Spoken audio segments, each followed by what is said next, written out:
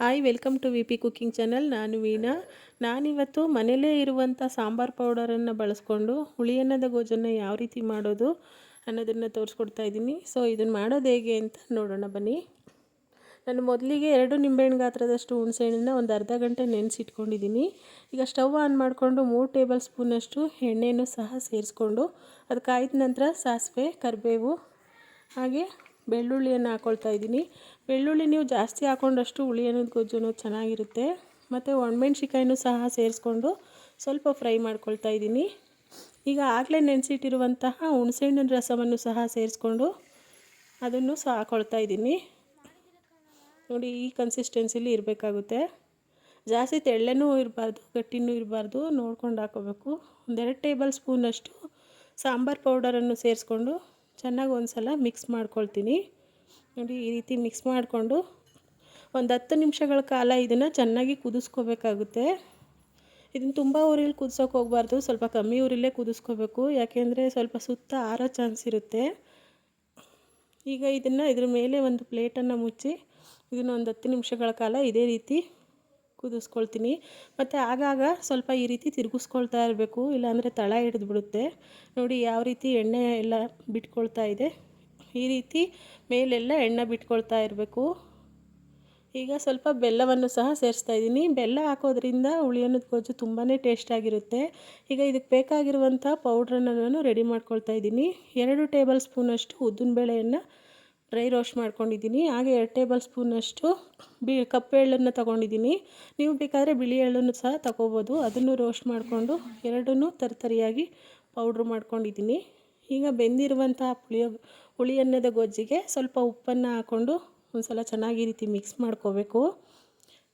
ಈಗ ಮಿಕ್ಸ್ ಮಾಡ್ಕೊಂಡಿದ್ಮೇಲೆ ಪುಡಿ ಮಾಡ್ಕೊಂಡಿರುವಂಥ ಪೌಡರನ್ನು, ಉದ್ದಿನಬೇಳೆ ಪೌಡರನ್ನು ಹಾಕ್ಬಿಟ್ಟು ಅದನ್ನು ಸಹ ಒಂದು ಸಲ ಈ ರೀತಿ ತಿರುಗಿಸ್ಕೊಳ್ಬೇಕು.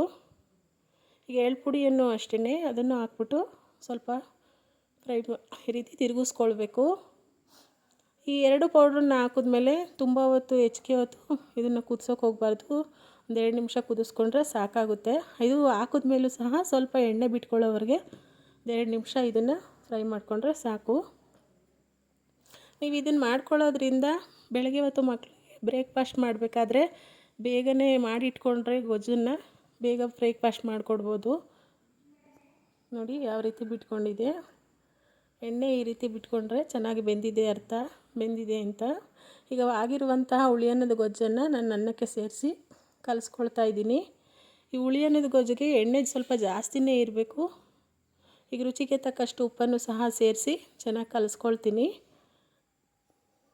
ಹುಳಿ ಅನ್ನದ ಗೊಜ್ಜಿಗೆ ಸ್ವಲ್ಪ ಎಣ್ಣೆ ಜಾಸ್ತಿ ಹಾಕೊಳ್ಳೋದ್ರಿಂದ ಕೆಡೋದಿಲ್ಲ. 3-4 ತಿಂಗಳುಗಳ ಕಾಲ ಇಟ್ಕೋಬೋದು. ಆದರೆ ಎಣ್ಣೆ ಏನಾದರೂ ಚೆನ್ನಾಗಿ ಹಾಕಿರಬೇಕು, ಹಾಗೆಯೇ ಚೆನ್ನಾಗಿ ಬೆಂದಿರಬೇಕು. ಹಾಗಾದರೆ ಹುಳಿ ಅನ್ನದ ಗೊಜ್ಜು ಇನ್ನೂ ಕೆಡಲ್ಲ, ತುಂಬಾ ಟೇಸ್ಟಿಯಾಗಿರುತ್ತೆ. ಮಕ್ಳಿಗಂತೂ ತುಂಬಾ ಇಷ್ಟ ಆಗುತ್ತೆ. ಈ ಕೊನೆಯದಾಗಿ ಇದು ಆಗಿದೆ ನೋಡಿ. ಈಗ ಇದಕ್ಕೆ ಬೇಕಾಗಿರುವಂಥ ಒಗ್ಗರಣೆಯನ್ನು ನಾನು ರೆಡಿ ಮಾಡ್ಕೊಳ್ತೀನಿ. ನಾನು ಮೊದಲೇ ಗೊಜ್ಜಿಗೆ ಎಣ್ಣೆ ಹಾಕಿರೋದ್ರಿಂದ ಈಗ 2 ಟೇಬಲ್ ಸ್ಪೂನಷ್ಟು ಎಣ್ಣೆನ ಸೇರಿಸ್ಕೊಳ್ತಾ ಇದ್ದೀನಿ. ಈಗ ಇದಕ್ಕೆ ಸಾಸಿವೆ, ಕರಿಬೇವು ಹಾಗೆಯೇ ಕಡಲೆ ಬೀಜವನ್ನು ಸೇರಿಸಿ ಸ್ವಲ್ಪ ಫ್ರೈ ಮಾಡ್ಕೊಳ್ತೀನಿ. ಸ್ವಲ್ಪ ಬೆಳ್ಳುಳ್ಳಿ ಹಾಗೆಯೇ ಸ್ವಲ್ಪ ಕಡಲೆಬೇಳೆ, ಉದ್ದಿನಬೇಳೆನೂ ಸಹ ಸೇರಿಸ್ಕೊಂಡು ಅದನ್ನು ಫ್ರೈ ಮಾಡ್ಕೋಬೇಕು. ಇದು ಸೇರಿಸಿದ್ಮೇಲೆ ಸ್ವಲ್ಪ ಫ್ರೈ ಮಾಡಿಕೊಂಡು ಒಣಗಿದ ಮೆಣಸಿಕಾಯನ್ನು ಸಹ ಸೇರಿಸ್ಕೊಳ್ತೀನಿ. ಹಾಗೆಯೇ ಸ್ವಲ್ಪ ಕಪ್ಪೆಳ್ಳನ್ನು ಹಾಕ್ಕೊಳ್ತೀನಿ. ಕಪ್ಪೆಳ್ಳು ಹಾಕೋದ್ರಿಂದ ಹುಳಿ ಅನ್ನದ ಗೊಜ್ಜಿಗೆ ತುಂಬ ಟೇಸ್ಟ್ ಕೊಡುತ್ತೆ. ಹಾಗೆಯೇ ಸ್ವಲ್ಪ ಹಿಂಗನ್ನು ಸಹ ಸೇರಿಸ್ತಾ ಇದ್ದೀನಿ. ಹಿಂಗೆ ಹಾಕೋದ್ರಿಂದ ಹುಳಿ ಅನ್ನದ ಗೊಜ್ಜಿನ ಘಮ ಚೆನ್ನಾಗಿರುತ್ತೆ ಮತ್ತು ಹಾಗೆಯೇ ಒಳ್ಳೆ ಟೇಸ್ಟು ಸಹ ಕೊಡುತ್ತೆ. ಎಲ್ಲ ಆದಮೇಲೆ ನಾನು ಕೊನೆಯದಾಗಿ ಇದಕ್ಕೆ ಕೊಬ್ಬರಿ ತುರಿಯನ್ನು ಸಹ ಸೇರಿಸ್ತೀನಿ.